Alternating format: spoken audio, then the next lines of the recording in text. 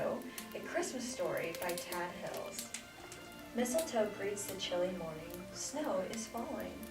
What a beautiful day. Finally, it feels like Christmas, she thinks.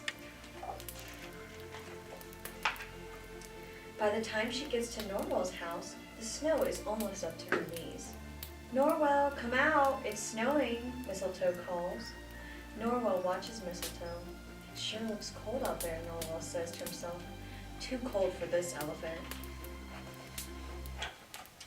"Mistletoe, it's cold out there. Why don't you come in? Sit by the fire and have some tea." "Just a drop for me and a cookie crumb, please," says Mistletoe. "And after tea, we can go for a walk in the snow." Norwell and Mistletoe sit by the warm and toasty fire. "Isn't this nice, Mistletoe?" asks Norwell. "Oh yes, indeed it is," Mistletoe agrees. "But wouldn't it also be nice to take a stroll in the snow?"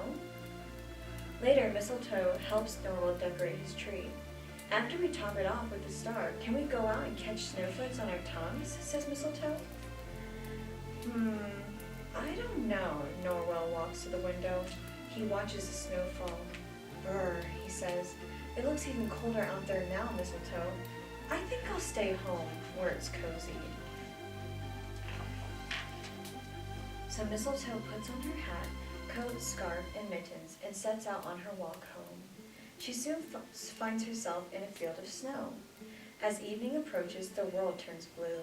She stops. She is quieter and still as she has ever been. Norwell should be here with me to listen to the falling snow, she thinks. Suddenly, she has an idea.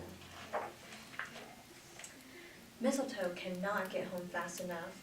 When she gets inside, she tosses off her snow-covered clothes, climbs into her attic, and finds just what she needs.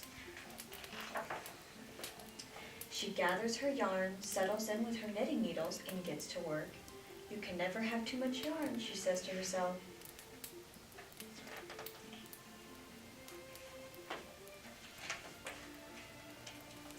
Mistletoe knits whenever she can. She knits when the sun comes up and when the sun is down. She knits while she reads. She knits while she makes cookies for Santa. She even knits in the bath, which isn't easy. Days pass. Christmas nears. Mistletoe knits and knits, using every bit of yarn she can find around her house. Mistletoe realizes two things. One, sometimes you don't have enough yarn, and two, elephants are big. She stops at her favorite shop and brings home as much yarn as she can. Finally, on Christmas Eve, Mistletoe puts down her knitting needles. Her fingers are tired. Her work is done. She watches the snow fall outside her window and thinks of Norwell. "Ah, Christmas," she smiles. Then Mistletoe nestles in her soft knitting and falls into a deep sleep.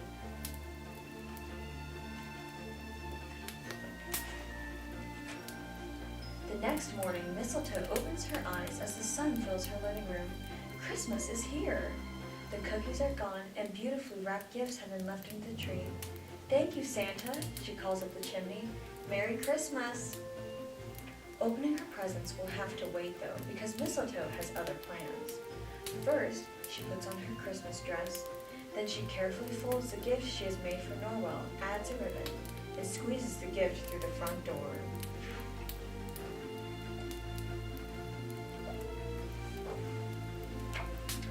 Mistletoe pulls the heavy gift behind her. "Merry Christmas, Norwell! I have something for you," she calls when she reaches her friend's house. "Merry Christmas, Mistletoe," Norwell says. Come in. I have something special for you, too." Norwell hands Mistletoe the most beautifully wrapped package she has ever seen. Mistletoe carefully opens it and discovers a painting of snow. "It's perfect, Norwell." "You do love snow, Mistletoe." "Indeed, I do."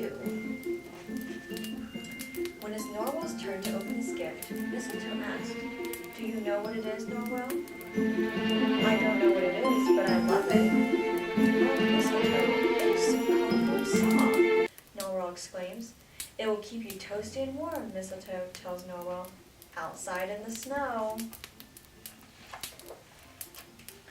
You do like to be toasty and warm, Norwell, said Mistletoe. Indeed I do, agreed Norwell. And he was. The end.